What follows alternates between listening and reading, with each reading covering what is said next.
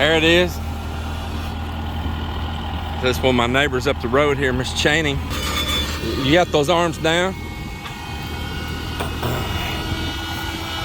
You need to tilt that. You need to tilt it. I think it needs to tilt down flatter. It's rocked up too much. That's why I want to kind of mess with it here before you left. It's hard. I can hear it rubbing the ground. But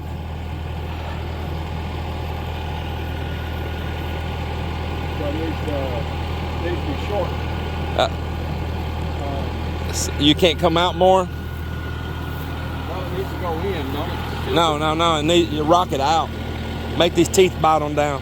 Oh, okay. Yeah, rock it out. There you go. There you go.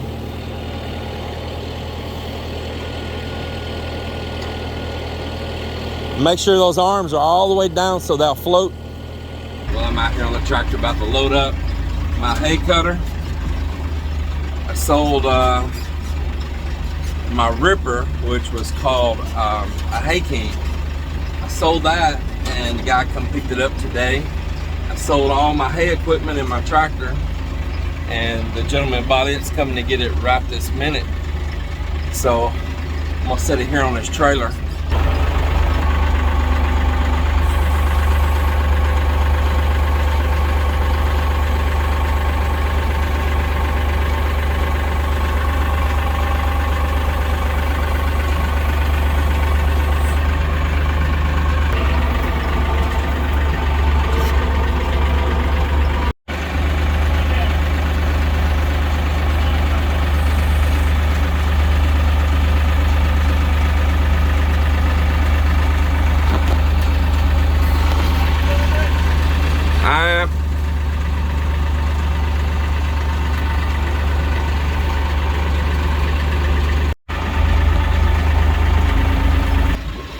So happy to clear this stuff out. I'm so happy to clear it out. Every time I see a piece of equipment leave, I say that's one less hydraulic leak I gotta fix later. That's one less tire I gotta replace at some time. Battery, diesel, all of that. It just simplifying my life, man. And that's what I want. Yeah, simplifying my life. Good evening, everybody. And we came here on a mission to get rid of things and continue to consolidate down my life. And Melinda's life is also combined with my life. So I can say our lives, combined down to our lives. And we got here and I've sold the farm equipment, most of it. I sold that red truck that I had. It's gone now. Sold that red truck. And I'm glad I sold it. The deal is, that was a big toss-up for me. But that was a 2005 Duramax diesel. Now, I don't know how many of you know about those trucks, but that Duramax, I remember exactly what year they came out with them, 2000 or 01 or something like that. In those early years of it, the early 2000s, they were pretty darn good. Then they did some revisions on the motor. And in 2005 is when it got those revisions. And 2005 and 2006 for the first half of the year had issues. They had issues. And very expensive issues to fix. There's a half year on those trucks, 2006 and a half and on, that those issues were corrected. And you would think the dealership, the car manufacturer that knows that they had a defect would have to fix those things, but of course they finagled it around enough that they didn't have to. So I believe that series, that engine code was called a LLY, and the LLYs give a lot of trouble. You can Google up Duramax diesel LLY and man, are you going to read it. They had wiring harness issues on the engine. I changed out part of that harness with like an update that they offered out there, but you got to splice in on the harness. I did that before. They got problems inside the motor with the heads and it losing coolant and sucking all the coolant out. Basically burns up and goes through the exhaust. Pretty expensive thing to fix, and it's just a matter of time on that truck until that problem pops up. They all do it. Every LLY does it. So I knew that we're rolling the dice before that happens. And that particular repair is thousands and thousands of dollars. I mean, just thousands. And that means that's thousands more you're dropping into an older vehicle. It just wasn't worth it. And of course, if you're not driving them, they're sitting, other problems start occurring, plastics start breaking, just all those things. So cut the losses on that. It's gone. It was a good running truck, but it had the potential to real soon, anytime, pop up and manifest a issue that's known throughout that series engine. Then, in the midst of downsizing, got this red trailer here I've covered a story on before, and I've got this one over here. So today I made the decision that I'm not doing anything else to these houses. I'm gonna put them up for sale. So I put this one up for sale over here, and I did not list this one because I didn't want two ads going at the same time. And some people come out to look at that one. They asked me about this one here next to it. I gave them a price, and they went right on to the bank and got the money and come back and paid me for it. And this house is leaving here on Saturday. All right, well, that's that. And we're pretty darn happy about making those things happen. Other things happening. Well, I just got a package from a friend that my friend Patrick Ward over in Iloilo. He is a retired American Airlines pilot. Him and his wife, Atilia, just came to the United States, her first time to come. She got to take Amtrak up by New York all the way down into Florida. She got to take a cruise and go down in part of the Caribbean, and then she got to hang out and visit Florida, and then went back up, I believe, to Pennsylvania, if I got that right.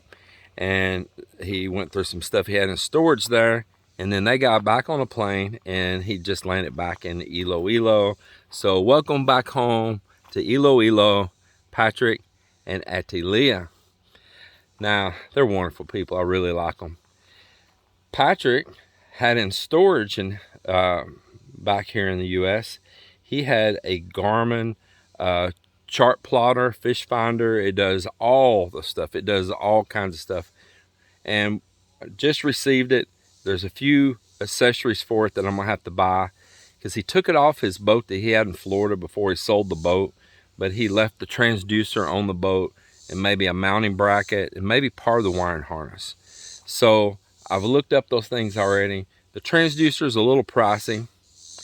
There's lots of options in those transducers, because you can get side view, front view, how much of an angle on side view, how far, all these, there's a lot of options. And his, I believe, is the model that will accept many different options in those. It's a nicer unit, but he says he's just giving it to me. And it's always funny to me to take a gift, and I know he means it from his heart, but I just, I don't want to feel like I'm using a friend, and he's a cool guy. So I hope that we can enjoy it together. I hope we can go fishing together in Iloilo and still make use of his chart plotter. So that's pretty cool, and we'll go open that package up. I just received it, and get that model number, get online, and get those accessories ordered. Well, it's another morning here at the farm. We're preparing for that trailer house, and that trailer house, quote, AKA mobile homes, to be mobilized right out of here. So I sold that one last night, less than 8 hours after posting the ad, maybe 6 hours after posting the ad. And at about 8 to 9 hours after posting the ad, I sold that one.